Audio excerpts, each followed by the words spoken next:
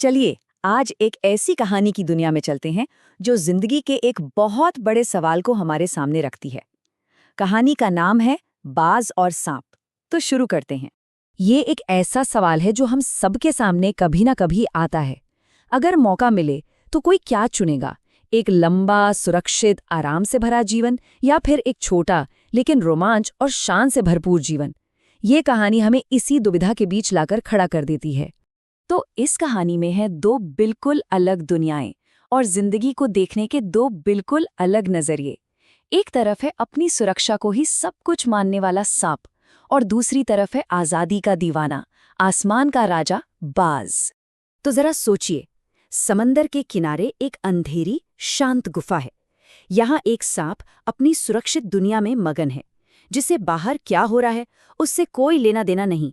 और तभी अचानक आसमान से एक घायल बाज खून से लथपथ सीधा उसकी दुनिया के दरवाजे पर आ गिरता है। एक ऐसी मुलाकात जो सब कुछ बदलने वाली थी। और ये सिर्फ दो जानवरों की मुलाकात नहीं है, समझिए, ये असल में दो सोच का, दो जिंदगी जीने के तरीकों का टकराव है। एक तरफ है सुरक्षा और आराम, तो दूसरी तरफ है आजादी और रोमांच। सवाल ये है कि इन दोनों में से कौन सा रास्ता बेहतर है। तो पहले सांप की दुनिया में झांक कर देखते हैं उसके नजरिए से। सांप अपनी छोटी सी सल्तनत का, कह लीजिए, बादशाह है। ये अंधेरी नमी वाली गुफा ही उसकी पूरी दुनिया है। बाहर चाहे समंदर गरजता रहे, तूफान चट्टानों से सिल पटकता रहे, अंदर वो हर खतरे से पूरी तरह महफूज है। तो सांप का फलसफा देखिए बड़ा सीधा है। जिंदगी का सबसे बड़ा सुख सुरक्षा और आराम में है। एक ऐसा जीवन जिसमें कोई खतरा ना हो, कोई चुनौती ना हो, उसकी नज़र में यही एक कामयाब जिंदगी है। और अब कहानी का दूसरा पहलू देखते हैं, दुनिया को उस मरते हुए बाज की नज़रों से। मौत बिल्कुल सामने है, लेकिन बाज की आंखों में देखिए, पछतावा नहीं, गर्व है। उसने अपनी जिंदगी के हर पल को जिया है, आसमान की उन ऊंचाइयों को अपने पंखों से नापा है। उसे कोई शिकायत नहीं। बाज को ना सांप की इस हालत पर तरस आता है। उसे सांप की वो गुफा आराम की जगह नहीं बल्कि एक अंधेरी कैद लगती है। वो सोचता है कि कितना बदनसीब है ये, जिसने कभी पंख फैलाकर उड़ने का असली मजा ही नहीं जाना। और जब सोच में इतना जमीन आसमान का फर्क हो तो टकराव तो होना ही था। कहानी अब एक बहुत ही दिलचस्प मोड़ पर पहुंचती है।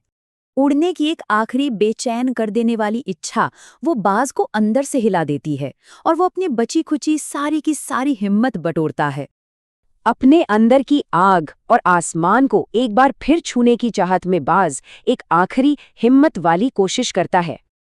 ये एक शानदार कोशिश तो थी, हिम्मत की मिसाल, पर अफसोस उसके टूटे पंखों में अब वो जान नहीं बची थी। और बस एक लहर आती है, उसे अपने साथ बहा ले जाती है और बाज हमेशा के लिए उस गहरे समंदर में कहीं खो जाता है। बाज का ये जुनून देखकर सांप हैरान है, परेशान भी।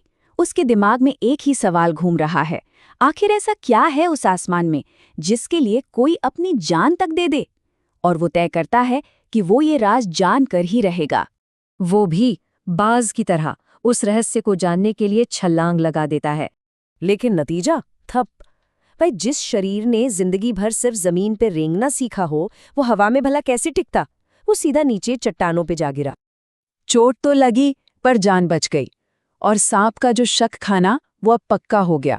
उसे समझ आ गया कि उड़ने का सुख तो बस एक धोखा है। आसमान खाली है, खतरनाक है।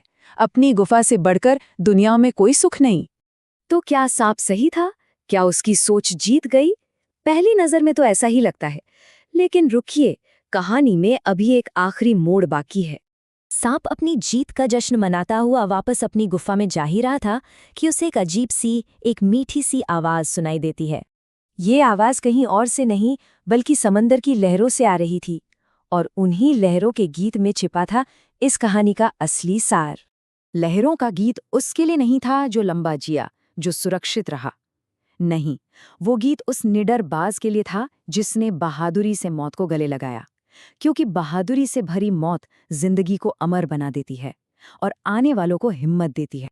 तो कहानी का आखिरी फैसला यही निकलता है, जिंदगी को सालों में नहीं बल्कि उन पलों की गहराई में जिया जाता है। एक छोटी मगर शानदार जिंदगी एक लंबी और खाली जिंदगी से कहीं ज्यादा बड़ी विरासत छोड़ जाती है। और यही सवाल ये कहानी सोचने के लिए छोड़ जाती है।